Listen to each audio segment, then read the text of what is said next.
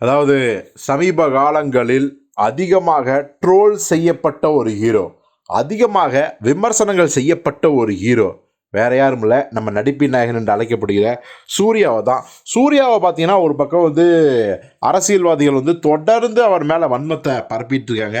குறிப்பாக ஜோதி அவர்கள் அந்த கோவில் விஷயத்தை சொன்னதால கோவில்கள் கட்டுற காசில் படிக்க வைக்கலாமே அப்படிங்கிறது தான். ஸோ அதை பார்த்தீங்கன்னா மனசில் வச்சுக்கிட்டு பயங்கரமாக தீத்தாங்க. உச்சபட்ச கொடுமையாக அவர் கஷ்டப்பட்டு 2.5 வருஷம் உயிரை கொடுத்து நடித்த அந்த கங்குவா படத்தையே தோல்வியோட வச்சிட்டாங்க.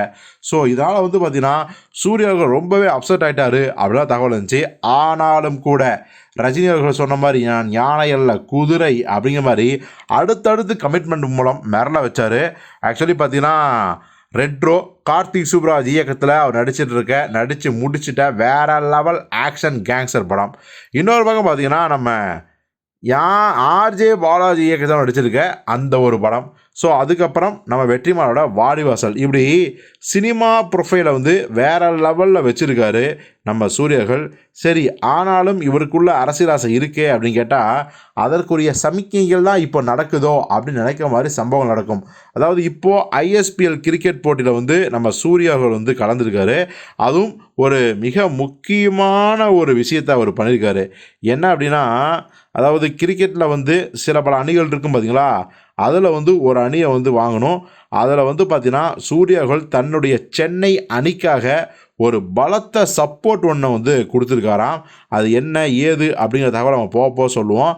ஆனால் இப்போ பார்த்தீங்கன்னா ஒரு பக்கம் அஜித்தோட பத்மபூஷன் விருது, விஜயோட ஜனநாயகன் படத்தோட விருது இதெல்லாம் இருந்தாலும் கூட, அதாவது அனௌன்ஸ்மெண்ட் இருந்தாலும் கூட, நம்ம சூர்யார்கள் கூலாக இந்த மேட்சை பார்த்துக்கிட்டு, அதுவும் நம்ம கிரிக்கெட் கடவுள் சச்சின் டெண்டுல்கர் கூட கை குலுக்கிக்கிட்டு ரொம்ப இன்பமாக பேசுகிறது உண்மையாலுமே நெகிழ்ச்சியோட உச்சமாக இருந்துச்சு. ஸோ இது குறித்து நீங்கள் என்ன நினைக்கிறீங்க?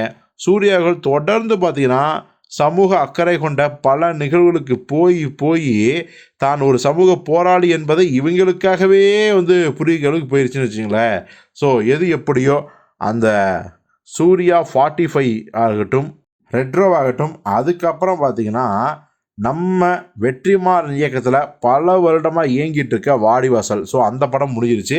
ஸோ இதெல்லாம் அடுத்தடுத்து பேக்கப் லைனப் இருந்தாலும் கூட சூர்யா அவர்கள் இனிமேல் நல்ல படம் மட்டும் கிடையாது, கமர்ஷியல் படம் பண்ணாலும் நாம் மிகப்பெரிய சக்ஸஸ் கொடுக்கலாம் அப்படிங்கிற முடிவுக்கு வந்துருக்காராம். ஸோ பொறுத்தது பார்ப்போம். சூர்யாவின் முடிவை ரசிகர்கள் ஏற்றுக்கொள்கிறார்களா, அந்த முடிவு அவருக்கு சுபமாக அமைகிறதா என்று.